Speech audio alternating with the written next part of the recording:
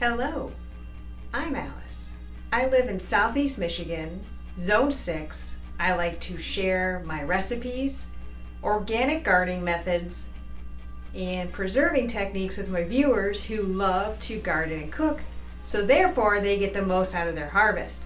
In today's episode, I'm going to be talking about hydroponics. A lot of people are afraid to use the Miracle Grow hydroponic food because they're like, it doesn't say organic on it, which I respect that and I get it because I am all about organic.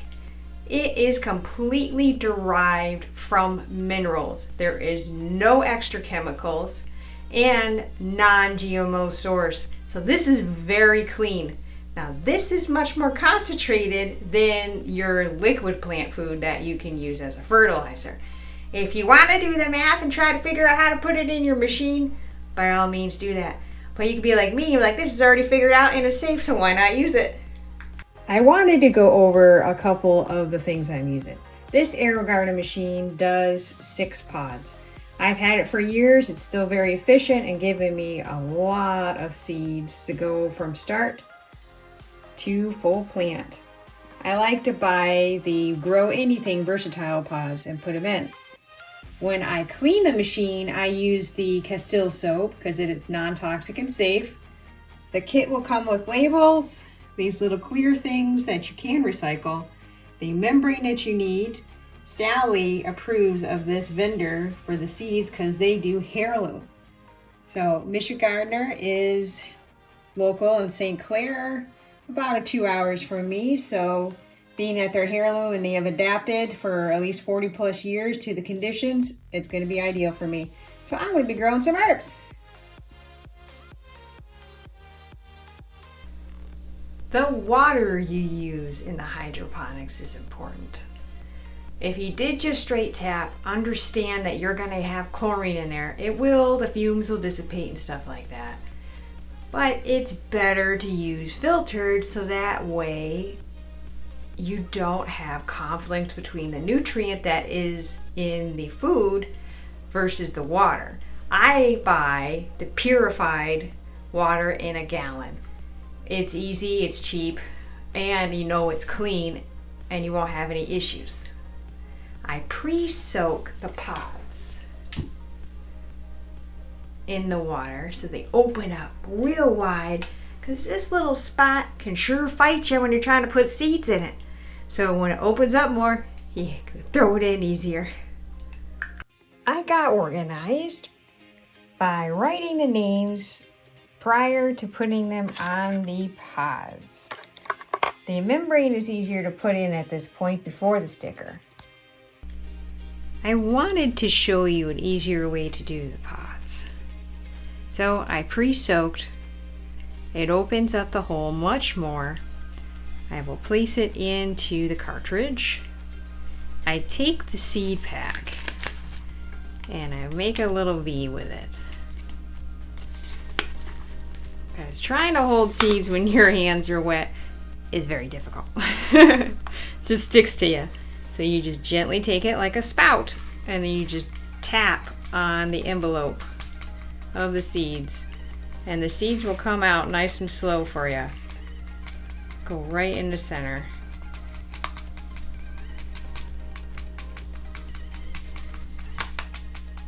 I'm going to do at least 2 seeds per pod.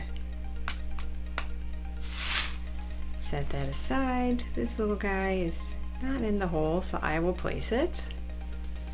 So being that I pre-soaked, it'll make sure that the membrane really gets the seeds compared to putting it dry and trying to put it in the machine and then putting it in. So it's a pro tip when you make plants from using the Aerogarden. How you place the pod is very important. You see how this has grooves? What you're going to do is make sure that connects with that. And you're going to click that down as hard as you can. Just push it down. That locks it in, and you know that groove, it will go right over with the water source. Placement is very important for how big your plants get.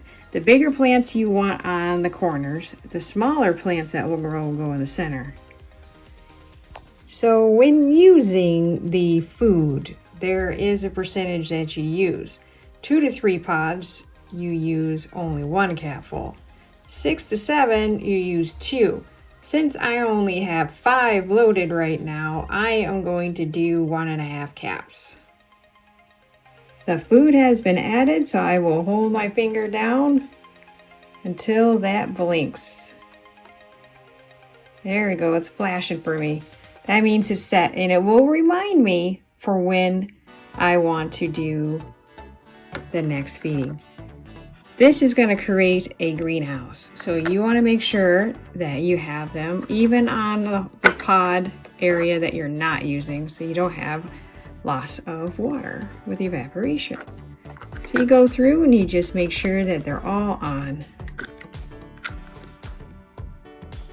Lower your light and you are all set. You're just gonna wait for the sprouts, and I will give you an update in a future video.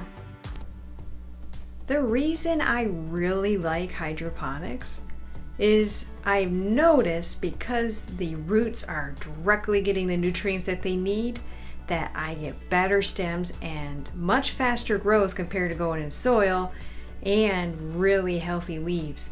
And the light provided it's very simple and easy to use. So I also, in the future, in the spring, I start my plants using hydroponics and I transfer them to light soil. I will go over that in the future. If you enjoyed today's video, click that like button, so therefore the algorithm will work in your favor. By subscribing to the channel, you will be notified of new content. In the drop box below, I will have the products that I use and I highly suggest. Thank you very much for viewing today. Hope to see you soon.